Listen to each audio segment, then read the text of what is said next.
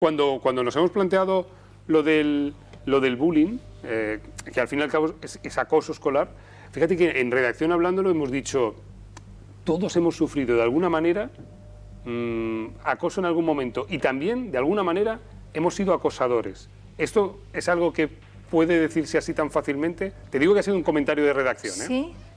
Bueno, a ver, es que también es importante saber definir lo que es acoso, porque es que el acoso necesita que sea de tacto sucesivo, es decir, que no sea una cosa puntual.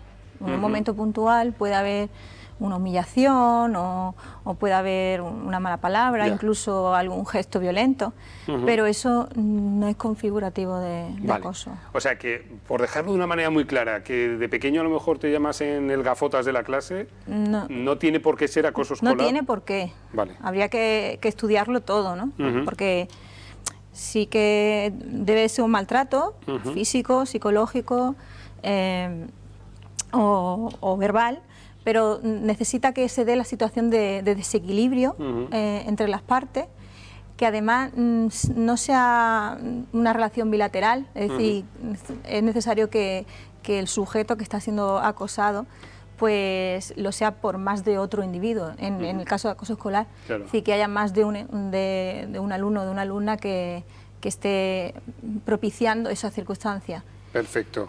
Y luego sí es verdad lo que dices de que existen diferentes roles. El rol pasivo también forma parte y es esencial para que se dé el acoso. Es decir, aquella persona que ve lo que está ocurriendo y no hace nada. Claro, el que mira para otro lado. Exactamente, es parte de Oye, todo esto porque en el último programa que hicimos, sección de educación, cerramos con un dato que nos pareció escalofriante y era algo así como que la mitad de los niños del mundo en algún momento habían sufrido acoso escolar. Exactamente. La verdad es que es bastante preocupante. Sí. Por eso yo he querido traer la prevención, porque yo creo que lo importante es prevenir estas circunstancias y se puede hacer a través de la educación. Bien. Trabajar juntos, como siempre, escuela y familia. Perfecto, aquí tenemos en fin, creo que tan bonito, tan chulo, con tantos colores que siempre nos trae y que nos parece tan útil. ¿Nos vamos a la columna de prevenir? Exactamente, yo creo que es lo más importante. Perfecto. Pues, como digo ahí, he querido simplificar, existen muchas cosas con las que se puede prevenir, pero he querido simplificar en 5 puntos que creo que si nos concentramos en ellos, pues podemos avanzar bastante en evitar que se den ese tipo de situaciones. El primero, fomentar relaciones afectivas y un clima de confianza. Exactamente. Esto se refiere a, bueno, lo veníamos hablando en otras circunstancias también, cuando la vuelta al cole, ¿no? Escuchar en casa a nuestros hijos, a nuestras hijas, no prejuiciar lo que nos están diciendo, escuchar de un igual a igual, crear un clima en el que me siento cómodo contando lo que sea, porque nadie va a juzgar lo que le digo.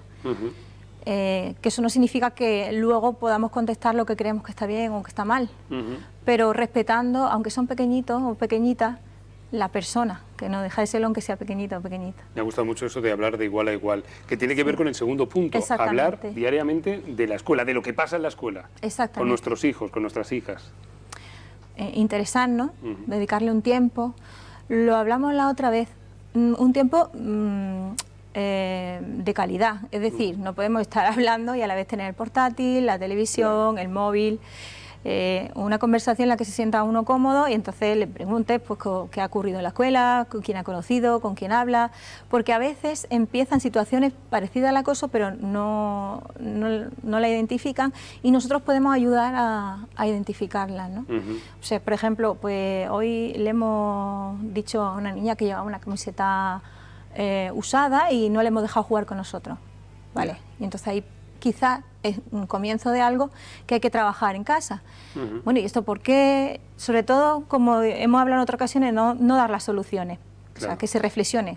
¿Cómo te sentirías tú? ¿Crees que eso está bien? Y bueno, seguir esa reflexión para que lleguen a ese conocimiento, bueno, a esa idea por sí solo. Estamos hablando del acoso escolar y de cómo prevenirlo. El tercer punto, trabajar normas de respeto. Exactamente. Aprender a respetar. La disciplina positiva creo que es muy interesante. Estaba diciendo el respeto a la persona aunque sean pequeñitas, pero saber que hay límites. O sea, respetar y tratar de igual no significa que haya que evitar los límites. Entonces, y como siempre dices tú, enseñar haciendo, ¿no? El ejemplo, no tanto decir, sino hacer. Claro, no se puede chillar para decir, no chilles, porque entonces le está dando como dos mensajes completamente contradictorios. Claro. Pero lo solemos hacer bastante. Sí, sí, sí. Es que somos contradictorios. Sí. En fin, de esto podría hablar Javier Puche, ¿no? Desde luego. Sí, y entonces... De todo lo contradictorios que podemos resultar. Claro, somos una generación que venimos de un modelo de educación diferente. Entonces somos como, tenemos el mayor peso, tenemos que romper con lo que venía detrás para poder intentar que la nueva generación tenga otra oportunidad, o sea, que lo pueda hacer de otra manera. Bien, y para terminar, ¿qué tenemos ahí en...? La diversidad es un valor. La diversidad. Yo creo que es muy importante trabajar eso con nuestros niños, con nuestras niñas, en la escuela y en el colegio, o en la escuela y en la familia, porque muchos de los casos de acoso están fundamentados en una diferencia, ya sea por orientación, ya sea por color, ya sea por ideología, ya sea por estatus social, como decía de la ropa, y valoren que esa diferencia hace rico al grupo, que siempre se aprende de todo. Eso ayuda a que los niños y las niñas pues puedan sentirse menos amenazados ante esas diferencias e integrarse más en situaciones de acoso. Entonces yo creo que debe ser una línea prioritaria de trabajo en casa y en la escuela. Perfecto, pues nada, oye, una manera de prevenirlos. Tengo aquí que en 2017 registra menos casos de bullying, pero más crueles. No sé yo esto, dice en España. Una de cada 4 casos de acoso escolar es por ciberbullying, es decir, a través de las redes sociales. Esta es la segunda parte, que yo no sé si es todavía más complicada, porque en nuestra época podía haber acoso escolar, pero ahora es acoso escolar con redes y, por lo tanto, replicándose en un montón de terminales móviles, de teléfonos, en muchos casos. Claro, y el control. También hablamos de que los terminales móviles llegan a los niños y a las niñas a veces demasiado pronto, y hay que trabajar mucho la persona para que se pueda hacer un buen uso de las cosas. Yo no creo que haya que prohibirlo, porque se ha estado hablando ahora de mucho de ese tema. Bueno, en Francia lo han prohibido, sí, por ejemplo, exactamente. este año. Pero prohibir las cosas, al ser humano, cuando algo te lo prohíben, lo que hace es generar exactamente un interés sobre eso. Yo creo que es mejor educar, no prohibir, educar sobre todo. En su día en el sexo pasó lo mismo, ¿no? Prohibir. ¿Para qué? Para que acabara un baby boom o algo así, ¿no? Entonces, ¿para qué vamos a prohibir el uso de dispositivos? Vamos a enseñarlos porque los van a tener. Claro. Y en el uso de dispositivos, la protección de la propia imagen y de cuidarse de extraños, pues es un preventivo también del acoso escolar. Es verdad que antes el acoso escolar se acababa a las 5 de la tarde cuando nos volvíamos a casa y ahora puede continuar después. 24 horas. Oye, ¿tenéis alguna opinión al respecto? Estamos aquí hablando, Patricia y yo. Sí. Bueno, es un asunto delicado y es cierto que a mí me resulta muy inquietante que a edades tan tempranas ya se produzcan, emerjan ese tipo de relaciones de poder que obviamente yo entiendo como Patricia que hay que de algún modo corregir desde la educación. Pero es una tarea ardua, muy complicada y muy lenta, supongo. Sí, el tema de la educación yo creo que es primordial. Esto es como todo, ¿no?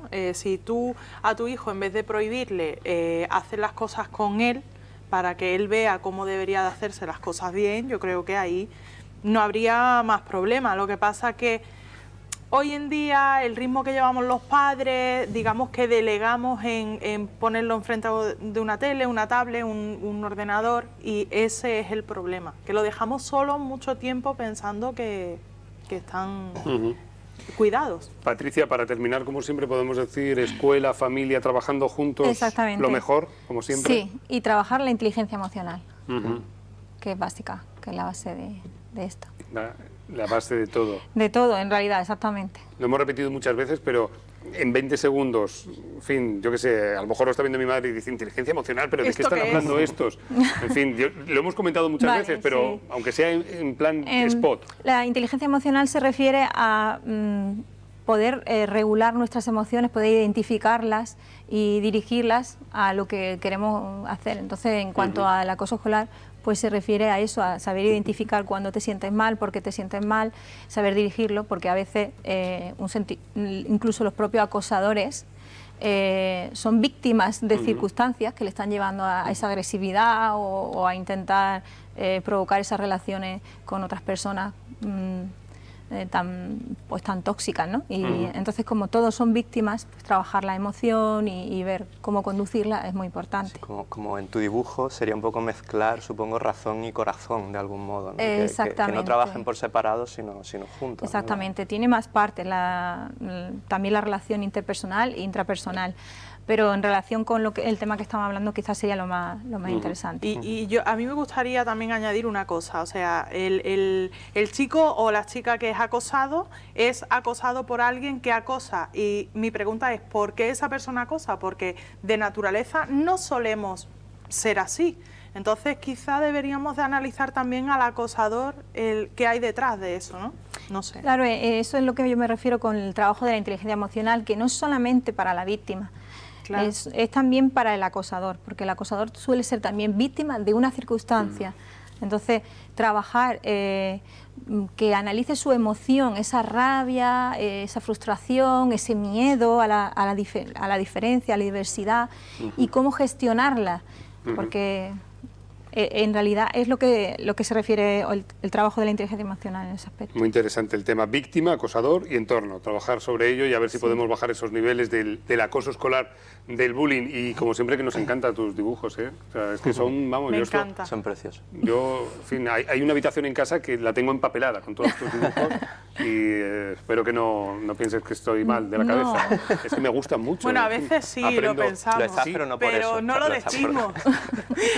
Bueno, ¿tenemos estados de Facebook, Javier Puche? ¿Tenemos alguno? Sí. ¿No? Sí, Yo creo que sí. ¿Seguro? Sí. Pues Vamos a entonces, ver. señoras y señores, llegó el momento de... Esto ya sabéis cómo va, ¿no? Sí, en fin, sí. os lo explico...